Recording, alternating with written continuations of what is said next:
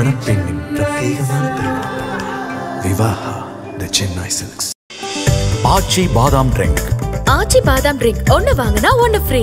பழைய நகையை கொடுத்து 5 to 11 monthsல அதே அடைக்கு புது நகையை எடுத்துக்கோங்க. எக்ஸ்ட்ராவா ₹1 தர வேண்டாம். Magic old gold exchange. கல்யாணம் பண்ணி வச்சு உடனே இவர் எங்க வீட்டுக்கே வந்துட்டாரு. ஸோ மாமியார் வீட்டில் மருமகன் இவங்கெல்லாம் இருந்தாங்க. அதே எப்படி நீ பொம்பளை, நீ வேலைக்கு போற, நீ என்ன படிச்சு கழிச்சிருக்கிறியா, நீ உனக்கு என்ன தெரியும், நீ 5வது தானே படிச்சிருக்கிற. அந்த நாத்தனார் வந்து என்ன உன் பொண்டாட்டி தினம் வந்து ட்ரெஸ் பண்ணிட்டு எங்கேயோ போறாளே அப்படின்னு ஒரு வார்த்தை கேட்க, இது அந்த ஆளுக்கு தைச்சிருச்சு, மனசுல தைச்சிருச்சு.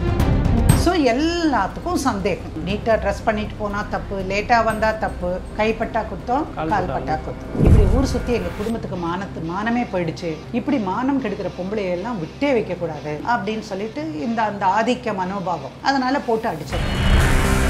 அந்த பொண்ணை தான் வச்சு அவங்க அப்பா அம்மா வந்து பிஸ்னஸ் பண்ணுறாங்க, அதை வச்சு தான் அவங்க குடும்பமே நடக்குது, இவர் ரொம்ப மோசமான ஒழுக்கம் தவறிய பெண் அப்படின்னு எல்லாம் பேசுகிறாங்க. சரின்னு இவன் அதை மனசில் வச்சுட்டான் சார். போலீஸ் ஸ்டேஷன் வரைக்கும் வந்து இந்த பொண்ணு நம்மளை இழுத்துட்டாளே அப்படிங்கிற ஒரு சரியான கோபம் அவனுக்கு.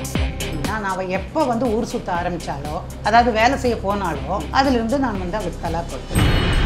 ஆனால் பெரும்பாலும் வந்து இஸ்லாமிய ஆண்கள் மதப்பற்றாளர்களாக இருக்கிறத நம்ம பார்க்குறோம். இதுக்கு நடுவில் இவன் என்ன பண்ணிட்டான், இந்த ஹஸ்பண்டு அவர் போய் இன்னொரு பொண்ணை கல்யாணம் பண்ணிட்டார். இப்படி மேடம் இது இஸ்லாமியர்களே தலாக்கு 3 தடவை சொல்லி அந்த பொண்ணுக்கு நோட்டீஸ் கொடுத்தா இத்தத் பீரியட் முடிஞ்சு போச்சு சார் எல்லாம்.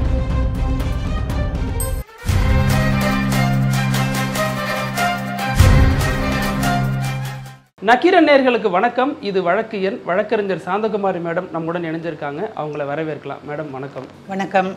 இந்த எபிசோட் யாருக்கானது, யாரை பற்றி மேடம்? இல்லை, இந்த எபிசோடும் வந்து ஏறத்தாழ இந்த ஜீவனாம்சம் கேட்டு ஒரு போராட்டம் நடத்திய இஸ்லாமிய பெண்ணினுடைய ஒரு வழக்கு இது. ஏன் இஸ்லாமிய பெண்ணினோட வழக்குன்னா அதுக்குன்னு சில குறிப்பிட்ட அம்சம் எல்லாம் இருக்குது. அதை பற்றி நம்ம பேசணும், கட்டாயமாக நான் பேசணும்னு நினைக்கிறேன். இந்த வழக்கு வந்து ஏறத்தாழ 2009 நடைபெற்ற ஒரு வழக்கு. அந்த பெண் பேர் வந்து தில்குஷ் பேகம். தில்குஷ் பேகம் என்ன பேரை கேட்டவுடனே பார்க்குறீங்க, அது பேகம்ங்கிறது அவங்க வச்சுக்கிறது தானே எல்லாம். அந்த மாதிரி நாச்சியார்னு வைப்பாங்க, இல்லைன்னா பேகம்னு வைப்பாங்க, அந்த மாதிரி தான் தில்குஷுங்கிறது அவள் பேர்.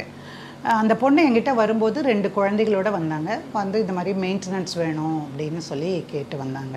அவங்களால பெருசாக ஃபீஸ் எல்லாம் எதுவுமே கொடுக்க முடியாது அந்த காலத்தில். இப்போ எப்படின்னு எனக்கு தெரியாது. பட் எனக்கு ரொம்ப பரிதாபமாக இருந்தது அந்த குழந்தைகளை பார்க்குற பொழுது. ஒரு குழந்தை கொஞ்சம் படிச்சுட்டு இருந்தால், அந்த சின்ன குழந்தை வந்து அப்போ தான் எல்கேஜி யூகேஜி மாதிரி இருந்தது.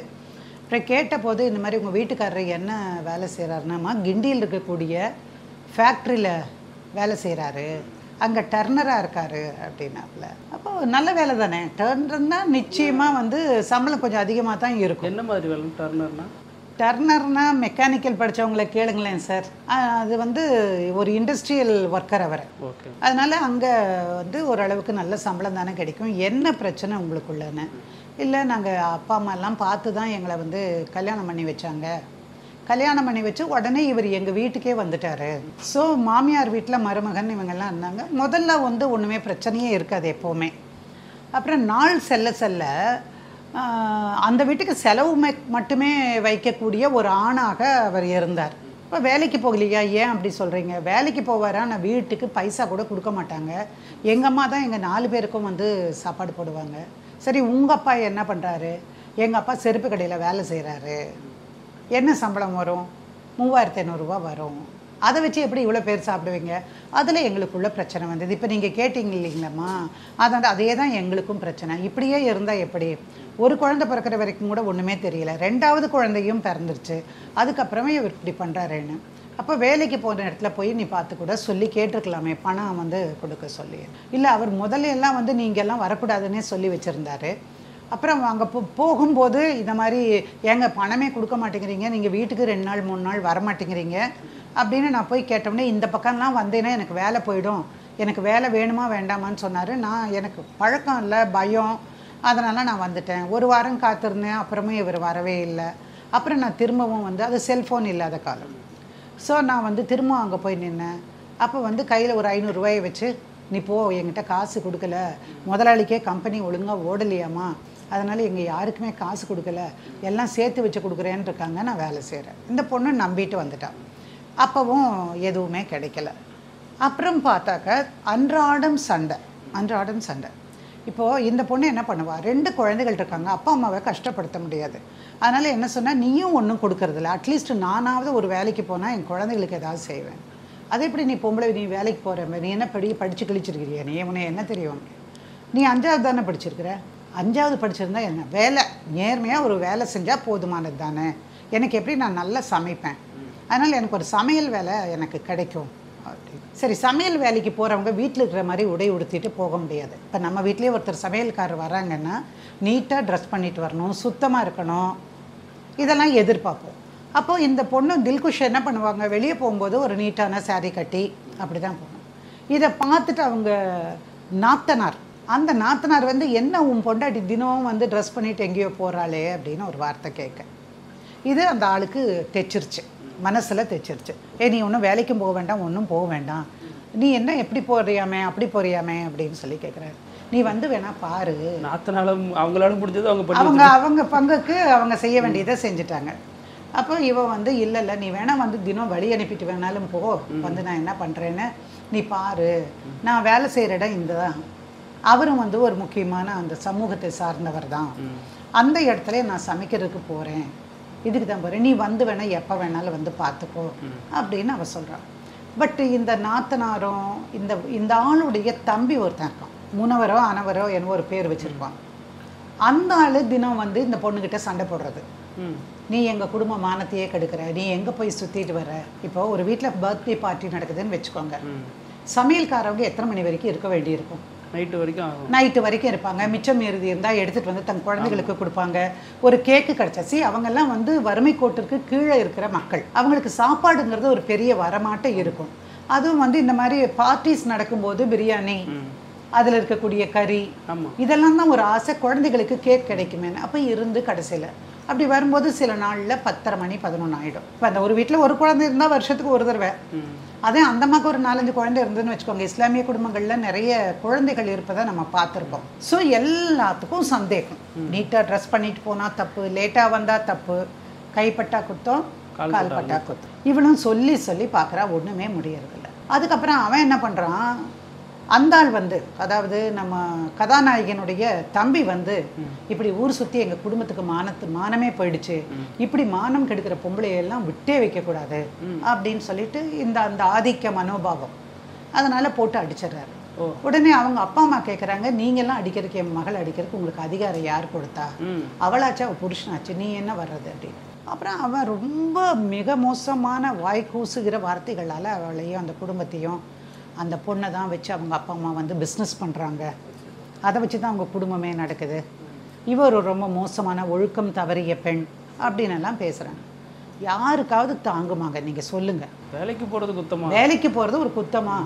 அப்புறம் இவன் என்ன பண்ணுறா, பார்க்குற வரைக்கும் பார்த்துட்டு 1 தடவை 2 தடவை சத்தம் போட்டு வீட்டில் பெரியவங்க அனுப்புகிறாங்க, பக்கத்து வீட்டுக்காரங்க அனுப்புகிறாங்க. அது வாரத்துக்கு ஒரு முறை 2 வாரத்துக்கு ஒரு தடவை வர்றதுங்கிறது அவருக்கு ஏதோ அது வந்து விளையாட்டு போல். ஆஹா, அவளுக்கு பொழுது போகிறதுக்காக ஒரு இடம் இது, இங்கே வந்து அவளை கண்ணா பின்னான்னு திட்ட வேண்டியது, நான் பெரிய வீரம் பாரு, அவளை அடக்கி வச்சுட்டேன் பாரு அப்படிங்கிற மாதிரி போஸ்ட் பண்ணிவிட்டு போஸிங் தான் எல்லாமே. ஸோ முடிஞ்சு போச்சு. இப்படி தான் நடந்தது. பார்க்குற வரைக்கும் பார்த்துட்டு நேராக வந்து புதுப்பேட்டை போயிட்டான் போலீஸ் ஸ்டேஷனுக்கு. போலீஸ் ஸ்டேஷனில் போய் அங்கே போய் ஒரு கம்ப்ளைண்ட் கொடுத்துட்றான்.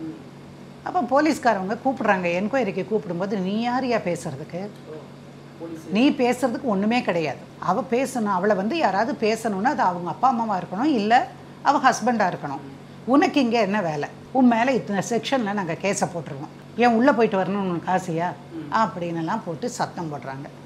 அப்போ இவனுக்கு வந்து, இல்லை சார் நான் இனிமேல் அங்கே போகலை சார், நான் திட்டலை சார், அது ரொம்ப தப்பாக நடக்குது சார், குடும்ப மானமே போகுது சார்னு. அப்போ அவர் கேட்டார், அந்த பொண்ணு எங்கே வேலை போகுதுன்னு உங்கள்கிட்ட அட்ரஸ் சொல்லிச்சா, ஏதாவது தெரியாத இடத்துக்கு போச்சா, ராத்திரி எல்லாம் காணாமல் போச்சா அப்படின்னு எல்லாம் கேட்டுட்டு அவங்களால பதில் சொல்ல முடியலன்னு, இந்த பார் நீ இதில் தலையிடக்கூடாது, அப்படியே அவள் போனால் கூட அதை கேட்குற அதிகாரம் அவள் புருஷனுக்கு தான் இருக்குது, உனக்கு இல்லை சரின்னு இவன் அதை மனசில் வச்சுட்டான் சார். போலீஸ் ஸ்டேஷன் வரைக்கும் வந்து இந்த பொண்ணு நம்மளை இழுத்துட்டாளே அப்படிங்கிற ஒரு சரியான கோபம் அவனுக்கு. இவன் நல்லா ஸ்க்ரூ கொடுக்கறது யாருக்கு, அண்ணனுக்கு.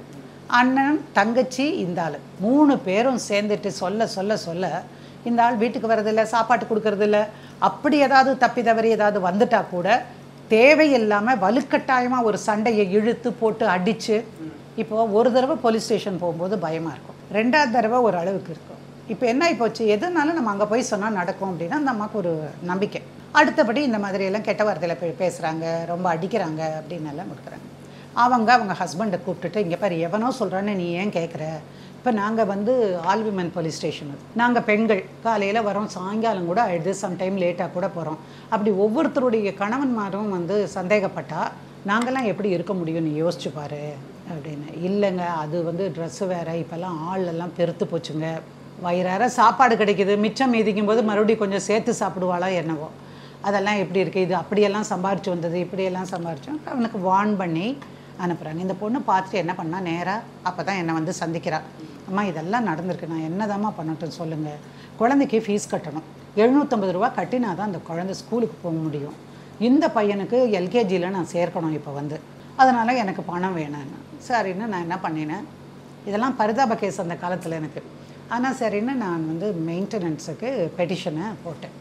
மெயின்டெனன்ஸுக்கு பெட்டிஷன் போகும்போது இவருக்கு டர்னர் வேலைன்னா அப்போ இவருக்கு ஒரு 10,000 சம்பளம் இருக்குன்னு தான் கணக்கு. அப்போ அந்த பொண்ணுக்கிட்ட கேட்டேன், ஆமாங்கம்மா கல்யாணம் பண்ணும்போதே அவருக்கு 15,000 சம்பளம்னு சொன்னாங்க அப்படின்னு. எப்போவுமே கொஞ்சம் எச்சா தான் சொல்லியிருப்பாங்க அப்படின்ட்டு. அவர் எங்கே வேலை பார்க்குறாரு, அந்த கம்பெனியெல்லாம் என்ன, அதெல்லாம் கேட்டு அதெல்லாம் போட்டு 2 குழந்தைகளுக்கும் இவளுக்குமா சேர்த்து நாங்கள் மெயின்டெனன்ஸ் கேட்குறோம். மெயின்டெனன்ஸ் கேட்ட உடனே இவர் என்ன பண்ணுறாரு, நான் ஏற்கனவே தலாக் சொல்லிட்டேன். யாருக்கு? மனைவிக்கு நான் தலாக் சொல்லியாச்சு, அதனால் அவள் இப்போ எனக்கு மனைவியே கிடையாது, நாங்கள்லாம் 3 தடவை சொன்னால் அதோட முடிஞ்சு போச்சு, காரணமே எங்களுக்கு தேவையில்லை. நான் அவள் எப்போ வந்து ஊர் சுற்ற ஆரம்பித்தாலோ, அதாவது வேலை செய்ய போனாலோ, அதிலிருந்து நான் வந்து அவளுக்கு தலாக் கொடுத்துட்டேன். தலாக் நோட்டீஸ் உனக்கு வந்துதாமா அப்படின்னு நான் கேட்க போவேன். தலாக் நோட்டீஸ் எனக்கு வரல. இப்போது நான் ஒரு மதத்தினரை வந்து தப்பாக சொல்கிறதுக்காக இந்த விஷயம் சொல்லலை. பெரும்பாலான தலாக் சொல்கிறத அங்கீகரிக்கிற இடமாக இருப்பது வந்து பள்ளிவாசலை வச்சு, மசூதிகளில் அங்கே இருக்கக்கூடிய பெரிய மனிதர்களை வச்சு, அதுக்கு இந்த ஷரியா கமிட்டி வச்சுருப்பாங்க, அவங்க தான். அப்படி நடக்கும்போது பெரும்பாலும் ஆண்களுக்கு சாதகமான தீர்ப்பு வழங்குவதாக இஸ்லாமிய பெண்கள் சொல்லுவதை நம்ம பார்த்துருப்போம். அப்போ அப்படியே அனுப்புனாலும் ஆண்களுக்கு ஏற்ற மாதிரியான உத்தரவு வந்துடுது. சம்டைம்ஸ் கம்யூனிகேட் பண்ணுறாங்க, சம்டைம்ஸ் கம்யூனிகேட் பண்ணாமல் நான் உனக்கு அனுப்புகிறேன், நீ அந்த அட்ரஸ்லேயே இல்லை, நாங்கள் என்னம்மா பண்ணுறது, இந்த உனக்கு வேணா காப்பி தரேன் வாங்கிக்கோ அப்படின்ட்டு. ஸோ இவன் தலாக் பண்ணியிருக்கான் அப்படின்னு தெரிஞ்சு போச்சு. அப்போ அதை அவள் கேட்குறா, கல்யாணம் பண்ணும்போது யாரை கேட்டு நீ கல்யாணம் பண்ண, அதை விட்டுட்டு நீ எப்படி நீ இப்போ போய் நீ என்ன அறியாமல் நீ வந்து பண்ணுவேன். இஸ்லாமியர்கிட்ட ஒரு பெஸ்ட் பாயிண்ட் என்ன தெரியுங்களா, கல்யாணத்தன்னைக்கு 2 பேரையும் கேட்பாங்க, உனக்கு அந்த மாப்பிள்ளையை பிடிச்சிருக்கா, இல்லை வேணுமா வேண்டாமா, அதை நீ சொல்கிறதுக்கு உனக்கு ஒரு வாய்ப்பு கொடுப்பாங்க. தமிழகத்தை நம்ம ஹிந்துக்கள்லையோ அல்லது வேறு இதில் யாருக்கு அது கிடையாது. நீங்கள் பார்த்தீங்கன்னா இஸ்லாமிய பெண்களுக்கு அந்த உரிமை இருக்குது. அப்போ அதெல்லாம் சரின்னு சொல்லி தானே கல்யாணம் பண்ணினேன் அப்படின்னா, அப்போ அதுக்கு மட்டும் வந்து முடிஞ்சது, இது முடியாதா. சரி, கேள்வி வளர்ந்த உடனே இல்லை இவளோட இருக்க முடியாது, இவ ரொம்ப மோசமான பெண், தப்பான தொழில் செஞ்சு சம்பாதிக்கிறா, குடும்பத்தினுடைய பெருமையெல்லாம் போயிடுச்சு அப்படின்னு சொல்லி அவன் மேலே பழி போட்டு கேஸ் நடக்குது. இப்போ நாங்கள் என்ன பண்ணுறது, நீ வந்து சப்மிட் பண்ண, அவளுக்கு இல்லைன்னு சொல்கிறியா, அதுக்கு உனக்கு உரிமை இருக்குது. ஏன்னா சட்டம் அப்படி தான் இருந்தது, சட்டம் அப்படித்தான் இருந்தது. பெரும்பாலும் இஸ்லாமியர்கள் அன்னைக்கு என்ன சொன்னாங்கன்னா, எங்கள் மத சட்டம் வந்து ஒரு பெண் விவாகரத்து ஆயிடுச்சுன்னா அடுத்த 3 பிறை மாதங்கள் தான், சரியா, 3 லூனார் மந்த்ஸ் அப்படின்னு சொல்லுவாங்க. அந்த 3 மாதத்துக்கு மட்டும்தான் அவன் கொடுக்கணும். தட் இஸ் கால்ட் அஸ் இத்தத் பீரியட், சரியா. அந்த பீரியடுக்கு மட்டும்தான் நாங்கள் கொடுக்கணும். எதுக்காக, இந்த கணவனால் அவள் கருவுற்று இருந்தால் அப்படிங்கிறது அந்த 3 மாதத்துக்குள்ளே நமக்கு தெரிஞ்சு போயிடும், அது தெரிஞ்சுக்கிறதுக்காக அப்படின்னு ஒரு வழமையை வச்சுருக்காங்க. ஸோ அதுதான் நாங்கள் கொடுக்கணும் அப்படின்னு. இப்போ அந்த இதெல்லாம் எதுவும் கிடையாது. அப்போவே வந்து நமக்கு குற்றவியல் நடைமுறை சட்டம் 125வது பிரிவு இருந்தது. அது மதங்கள் சார்ந்து இல்லை, எந்த மதத்தினரை சார்ந்தவளாக இருந்தாலும் அவங்களுக்கு அவங்களால தங்களை காப்பாற்றிக் கொள்ள முடியவில்லை என்றால் கொடுப்பதற்கு அந்த சட்டம் இருந்தது. ஆனால் என்ன பண்ணினாங்க, அந்த காலத்தில் இருந்தவங்க எல்லாம்லாம் இந்த சட்டம் வந்து இஸ்லாமியர்களுக்கு பொருந்தாது, எங்கள் மத சட்டம் தான் பொருந்தோம், அதனால் பெண்களுக்கு அந்த 3 மாதம் கொடுத்து, சரி 3 மாதம் நீங்கள் கொடுத்துட்டு முடிச்சிட்டிங்கன்னா வாழ்நாள் முழுக்க உங்கள் குழந்தைகளுக்கு நீங்கள் சொல்லுங்கள், உங்கள் வரிசை தானே. அதனால் அதெல்லாம் கேள்வி எழுந்தது. அப்போது வந்து நாங்கள் பேசினோம். அப்போவே கொஞ்சம் கொஞ்சமாக சுப்ரீம் கோர்ட்டும் மற்ற நீதிமன்றங்களும் நிறைய வழக்குகளில் தீர்ப்பு கொடுக்குறாங்க. அது எப்படி ஒரு ஹிந்து பெண் வந்து 125ல் வாங்கலாம், இஸ்லாமிய பெண் ஏன் வாங்கக்கூடாது, கிறிஸ்தவ பெண் ஏன் வாங்கக்கூடாது, மதம் பற்றியே கவலை இல்லை. எந்த பொண்ணு தன்னால் தன்னை காப்பாற்றிக் கொள்ள முடியாத நிலைமையில் இருக்கிறார்களோ, சாப்பிடுவதற்கு வழி இல்லாமல் இருக்காங்களோ, அவங்களுக்கு வந்து கட்டாயமாக கொடுக்கணும்னு அங்கேயும் இங்கேயுமா ஏதாவது ஒன்று தீர்ப்பு வரும். ஆனால் பெரும்பாலும் வந்து இஸ்லாமிய ஆண்கள் மதப்பற்றாளர்களாக இருக்கிறத நம்ம பார்க்குறோம். அங்கே வந்து அவங்களுக்கு எது சாதகமோ, நான் யாரையும் குறை சொல்கிறதுக்காக சொல்கிறேன், இதுதான் நடந்தது. இப்போ சட்டத்தில் நிறைய மாற்றங்கள் வந்திருக்கு, நான் அதுக்குள்ளேயே போகலை. ஸோ இந்த மாதிரி சொல்லிடுறாங்க. அப்போ சரி, நீ அப்போ மற்ற குழந்தைகளுக்கு இருக்குல்ல, சரிப்பா நீ சொல்கிறத அப்படியே வச்சுக்கலாம். நீ முதல்ல நீ எங்கே வேலை செய்கிற, நீ என்ன சம்பளம் வாங்குற, உன் சம்பள பட்டியலை கொண்டு வந்து கொடு. சார் அவங்க சம்பளமெல்லாம் எங்கேங்க சார் கொடுக்குறாங்க, அப்பப்போ வந்து 2 நாளைக்கு ஒரு தடவை 500 கொடுப்பாங்க, 300 கொடுப்பாங்க, அவ்வளோதான் சார் கொடுப்பாங்க. சரி, அப்போ நான் என்ன பண்ணினேன், இவர் எங்கே வேலை செய்கிறாரோ அந்த கம்பெனிக்கு அவரை பார்ட்டியாக சேர்த்து நோட்டீஸ் அனுப்புறதுக்கு போகிறேன். உங்கள் கம்பெனியில் இன்னார் வேலை செய்கிறாரா, அவருடைய பணி எண் என்ன, பணிப்பதிவு எண் என்ன, அவர் எப்போ இருந்து வேலை செய்கிறாரு, என்ன டைப் ஆஃப் ஒர்க் பண்ணுறாரு, அவருக்கு என்ன சம்பளம், இதெல்லாம் கேட்டு அவங்களுக்கு சுப்பீனா அப்படின்னு ஒன்று சொல்லுவாங்க, நோட்டீஸ் அனுப்புறது. அதுக்கு ஒரு வழமை இருக்குது. அந்த அடிப்படையில் அந்த வழக்கத்தின்படி நாங்கள் வந்து அந்த பெட்டிஷனை ஜட்ஜுக்கு முன்னாடி ப்ரெசன்ட் பண்ணி இதுக்கு அலோவ் பண்ணணும். என் ஹஸ்பண்ட் வந்து நின்றுட்டு நோ அலோவே பண்ணக்கூடாது, அது எப்படி பண்ணலாம், எனக்கு வேலை போயிடும், அது இதுன்னு என்னென்னமோ கத்தி பார்த்தாரு. அந்த ஜட்ஜு கொஞ்சம் ஸ்ட்ராங்காக இருந்தாங்க, லேடி ஜட்ஜு வேறு. அதனால் அவங்க சொன்னாங்க, அந்த வேலையெல்லாம் கிடையாது, நீ ஒன்றா சம்பளப்பட்டியில் தாக்கல் பண்ண, இல்லையா கோர்ட்டாரே தாக்கல் பண்ண வைப்பாங்க அப்படின்னு சொல்லி. ஸோ இது போச்சு. இதுக்கு நடுவில் இவன் என்ன பண்ணிட்டான், இந்த ஹஸ்பண்டு அவர் போய் இன்னொரு பொண்ணை கல்யாணம் பண்ணிட்டார். இப்படி மேடம் இது இஸ்லாமியர்களே தலாக்கு 3 தடவை சொல்லி அந்த பொண்ணுக்கு நோட்டீஸ் கொடுத்தா இத்தத் பீரியட் முடிஞ்சு போச்சு சார் எல்லாம். இஸ்லாம் படி ஒரு கல்யாணம் பண்ணுறாரு. ஆமாம், மறுபடியும் ஒரு கல்யாணம் பண்ணலாம். ஸோ அவர்கள் வந்து அந்த பெண்ணையும் பார்க்கணும், அடுத்து வரவளையும் பார்த்துக்கணும், அப்படி பார்க்குற அளவுக்கு இருந்தால் வந்து பண்ணலாம். அப்போ அது எதுக்காக அப்படின்னு நம்ம புரிஞ்சுக்கணும். இஸ்லாமியர்களை குறை சொல்வதற்காக இல்லை. அந்த காலத்தில் நபிகள் நாயகம் வாழ்ந்த போது போர்னால் பாதிக்கப்பட்டு நிறைய பெண்கள் விதவைகளாக இருந்தார்கள். அப்போ அந்த விதவைகளுக்கு வாழ்வு கொடுப்பது எப்படி? எல்லாரும் ஒருத்தருக்கு ஒன்றுன்னு நீங்கள் முடிச்சிட்டிங்கன்னா எவ்வளோ பெண்கள் இன்றைக்கி விதவையாக நிற்கிறாங்க. அதனால் 1க்கும் மேற்பட்ட திருமணங்களை கொடுத்து அவங்களுக்கு வாழ்க்கையை கொடுங்க அப்படிங்கிற நல்லெண்ணத்தில் கொண்டு வரப்பட்டது. இது இப்போ என்ன ஆகிப்போச்சு, நம்ம சௌரியத்துக்கு அப்பப்போ மாற்றிக்கலாங்கிற மாதிரி ஆயிடுச்சு.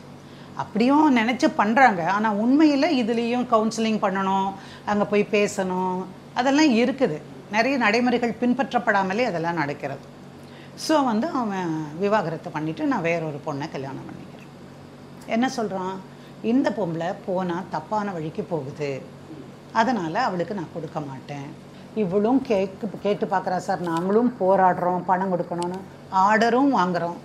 3500 4000 ரூபாயாக கொடுக்கறதுக்கு ஒரு ஆர்டர் இருக்குது. அட்லீஸ்ட் குழந்தைகளுக்கு பள்ளி கல்விக்காகுது உபயோகமாக இருக்குது. இவர் கொடுக்கறதே இல்லை. சார் நாங்கள் அட்டாச்மெண்ட் போட்டோம், அதே கம்பெனிக்கு போட்டு அவருடைய சம்பளத்திலிருந்து மாதம் இவ்வளோ பிடித்தம் செஞ்சு நீங்கள் கோர்ட்டாருக்கு அனுப்ப வேண்டியது. கோர்ட்டில் அதுக்கான அக்கௌண்ட் கொடுத்துட்டா கோர்ட்டில் அதில் போட்டுடலாம். அப்புறம் இந்த பொண்ணு ஒரு போய் மனு செஞ்சு பேமெண்ட் அவுட் பெட்டிஷன்னு சொல்லுவாங்க, தன் பெயரில் வந்திருக்கிற காசை பெற்றுக்கொள்வதற்காக ஒரு மனுவை போட்டு அந்த மனுவின் அடிப்படையில் அந்த பொண்ணு அந்த காசை வாங்கலாம். ஸோ நாங்கள் அதுக்காக வந்து ஒரு சுப்பினா போட்டு அனுப்புகிறோம்.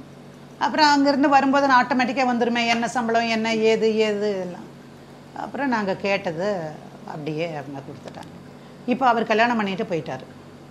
இவங்க அப்பா வந்து இந்த பொண்ணுடைய தில்குஷனுடைய அப்பா வந்து இறந்து போயிடுறாரு.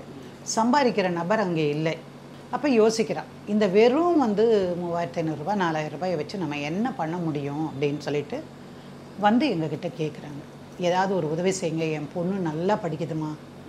கேஸ் ஆரம்பிக்கும் போது ஒரு 3ஆவதோ 4ஆவதோ படித்த பொண்ணு 6ஆவது வந்துருச்சு, நல்லாவும் படிக்கிறா. அப்படி நீங்கள் என்ன தான் வக்கீலாக இருந்தாலும் ஒரு தடவை செய்ய முடியுது நம்மளால், அது நிறையெல்லாம் செய்ய முடியாது, வருஷக்கணக்கில் செய்ய முடியாது. அந்த சூழ்நிலையில் இப்போ அப்படி தான் இருந்தது. அப்புறம் ஒரு தடவை 2 தடவை நம்மளால் முடிஞ்ச உதவியை செஞ்சுட்டு அப்புறம் யோசித்து பார்த்தேன், இஸ்லாமியர் நண்பர்களுக்கு வந்து நம்ம நிறைய தேங்க்ஸ் சொல்லணும். நிறைய இடங்களில் இந்த மாதிரி ஏழைகளுக்கு உதவுகிற இடங்கள் இருக்கின்றன. அது ஒரு 4-5 பிரிவு இருக்கும். அந்த பிரிவினர் வந்து இந்த மாதிரி ஒரு இடம் வச்சுருப்பாங்க, அதில் ஏழை குழந்தைகளுக்கு படிப்புக்கு இலவசமாக செய்கிறதுக்கு அந்த மாதிரி. ஸோ அந்த பொண்ணை டி நகரில் இருந்த அந்த அமைப்புக்கு ஒரு லெட்டர் கொடுத்து அனுப்ப அங்கே நிர்வாகத்தில் இருந்தவங்க அந்த பொண்ணுக்கு அவளுக்கு அவங்க மொழி தெரிஞ்சிருக்கு, இது தமிழில் மற்றதில் எல்லாத்துலேயுமே நல்ல மார்க் எடுத்திருந்த அந்த பொண்ணு. அதனால் அந்த பொண்ணுக்கு இலவசமான கல்விக்கு நம்மளால் ஏற்பாடு பண்ண முடிஞ்சது. அந்த பொண்ணு தொடர்ச்சியாக காசு கொடுத்தீங்கன்னா கூட அது சரியாக இருக்கும். அதனால் அந்த பொண்ணு இப்போ நல்லா படித்து வந்திருக்கு. இந்த பையனுக்கும் ஓரளவுக்கு அவங்க அம்மா வேலைக்கு போய் ஒரு இடத்துல வேலைக்கு போனால் தானே பிரச்சனை. ஒரே நாளில் 4 இடத்துல வேலைக்கு போகிறாள். காலையில் ஒரு இடம் 11:30 மணிக்கு ஒரு நாளைக்கு வந்து அந்த இடத்துல லஞ்சு செஞ்சு கொடுக்குறது ஒன்று, அப்புறம் சாயங்காலம் ஒருத்தர் வீட்டில் டிஃபனு, நைட்டு, இப்படி செஞ்சு குடும்பத்தை அந்த பொண்ணு பிரமாதமாக கொண்டு வர முடிஞ்சது. பிரமாதம்னா பட்டு பீதாம்பரம் எல்லாம் தேவையில்லை சார். குழந்தைக்கு 2 பேரையும் எந்த ஒரு பெண் படிக்க வைக்கிறாளோ அந்த அடுத்த தலைமுறைங்கிறது தலை நிமிந்துரும். அந்த தைரியத்தோட அந்த பெண் படிக்க வச்சா. அப்புறம் இவர் வந்து தொடர்ச்சியாக இவர் கொடுத்துட்டே இருக்கணும்ல. அப்புறம் எல்லாரும் அவங்க சமுதாயத்தை சார்ந்த பெரியவர்கள்லாம் உட்கார்ந்து சமாதானம் பண்ணி இவர் வந்து இல்லை என்னால் முடியாது, இது எவ்வளோ நாள் கொடுக்கறதுன்னு. அப்புறம் எல்லாம் பஞ்சாயத்தில் வச்சு பேசினதுக்கப்புறமா அந்த பொண்ணு கேட்டால் நீ ஒன்றும் கொடுக்க வேண்டாம், எனக்கு ஒரு 5 லட்சம் கொடுத்துரு, பொண்ணுக்கு கல்யாணம் பண்ணிவிடுவேன், எதுனாலும் நீ கொடுத்துரு, நான் பேங்க்கில் போட்டுக்கிறேன். அப்புறம் என்னவோ கெஞ்சி ஒரு 10 தடவைக்கு மேலே எல்லோரும் உட்காந்து பேசி கடைசியில் 2 லட்சத்துக்கு ஒத்துக்கிட்டான். ஸோ அந்த 2 லட்சத்தை வாங்கி பெரிய பொண்ணு பேரில் 1 லட்சமும் பேங்க்கில் வச்சு இந்த குழந்தைக்கும் என்ன 2வது குழந்தைக்கும் வச்சுட்டு அதே மாதிரி அவருக்கு எழுதி கொடுக்கறது. இனிமேல் எந்த காரணத்தை கொண்டு அவர் வாழ்க்கையில் குறுக்கிட மாட்டேன், கிரிமினல் கேஸ் எதுவும் கொடுக்க மாட்டேன், எனக்கு மெயின்டெனன்ஸ் இனிமேல் வேண்டாம். 2 லட்சம் கொடுத்துட்றாருல, அதனால் வந்து அவர் அந்த மாதம் 3500 கொடுக்க வேண்டியது எனக்கு வேண்டாம் அப்படின்னுலாம் எழுதி மத தலைவர்கள் எல்லாம் அந்த பகுதியை சார்ந்தவர்கள்லாம் கையெழுத்து போட்டு, ஸோ அதை வந்து 2 டெபாசிட் வச்சா வேலைக்கு போனால் அந்த பொண்ணு அங்கே போய் படித்தது, ஒரு குழந்தைய வச்சு சமாளிச்சுட்டு வாழ்க்கையில் வந்தாள். ஸோ எல்லா பெண்களுக்குமே, வசதி குறைந்த எல்லா பெண்களுக்குமே இந்த மாதிரியான துன்பங்கள் வர்றது சகஜம். மதத்தின் பேரால் சில ஆண் மக்கள் ஏமாற்றலாம், அல்லது வேறு மனைவியை தனக்குன்னு வச்சுக்கிட்டு மனைவியோ அல்லது வேறு ஏதோ வச்சுட்டு ஒரு பெண்ணை ஏமாற்றலாம். எது இருந்தாலும் சட்டம் வந்து, அதுவும் குறிப்பாக குற்றவியல் நடைமுறை சட்டம் இருக்குது பாருங்கள், அதனுடைய 125வது பிரிவு இந்திய நாட்டின் பெண்கள் அனைவருக்குமே மிகப்பெரிய வரம். எந்த ஜாதியாக இருக்கலாம், எந்த மதமாக இருக்கலாம், எதுவாக இருந்தாலும் தன்னால் வந்து கவனிச்சுக்க முடியாதுன்னா கட்டாயமாக கொடுக்கணும் அப்படிங்கிறது. ஸோ எனக்கு இந்த 2 பெண்களுமே, சுஷீலா, நம்ம போன வாரம் பேசின சுஷீலாவாகட்டும் அல்லது தில்குஷ் ஆகட்டும், அவரவர் வழியில் நின்று போராடி அவங்க ஜெயிச்சிருக்காங்க. அதுக்கு நம்ம ஒரு கருவியாக இருந்திருக்கோம். அது எதுக்காக இதெல்லாம் பேசுகிறேன்னா, வாழ வழி இருக்கிறது. போய் சூசைட் பண்ணிக்கிறாங்க, இல்லை விட்டுட்டு ஓடி போயிட்டா என்ன பண்ணுறாங்க, அதெல்லாம் தேவையே இல்லை சார். அதை தாண்டி நின்று நம்மளால் வாழ முடியும். அதுக்கு நீதிமன்றங்கள் உதவும், வழக்கறிஞர்கள் இருக்கிறார்கள். பணமே கொடுக்க முடியலனாலும் இலவச சட்ட உதவி மையம் இருக்கிறது, ஒவ்வொரு டிஸ்ட்ரிக்ட் கோர்ட்லேயும் இருக்குது. சரியா? அங்கே இலவசமாக வாதாடுறதுக்கு வக்கீல் வச்சு கொடுப்பாங்க. அந்த வக்கீலுக்கு அரசாங்கம் வந்து பணம் கொடுக்கும். சரியா? அதனால் வாய்ப்புகள் இருக்குது. நீங்கள் அப்படி ஏதாவது இருந்தால் கூட, இப்போ இங்கே சென்னை உயர்நீதிமன்ற வளாகத்துக்குள்ளேயே அந்த கேம்பஸ்க்குள்ளேயே உங்களுக்கு இலவச சட்ட உதவி மையம் இருக்குது. அங்கே போய் கூட இந்த மாதிரியான வசதியற்ற, நிச்சயமாக உதவி தேவைப்படுகிற பெண்கள் நீதி மூலமாக பெறுவதற்கு பண்ணலாம். சும்மா ஓசியில் யாரும் எடுத்து கொடுத்துட மாட்டாங்க.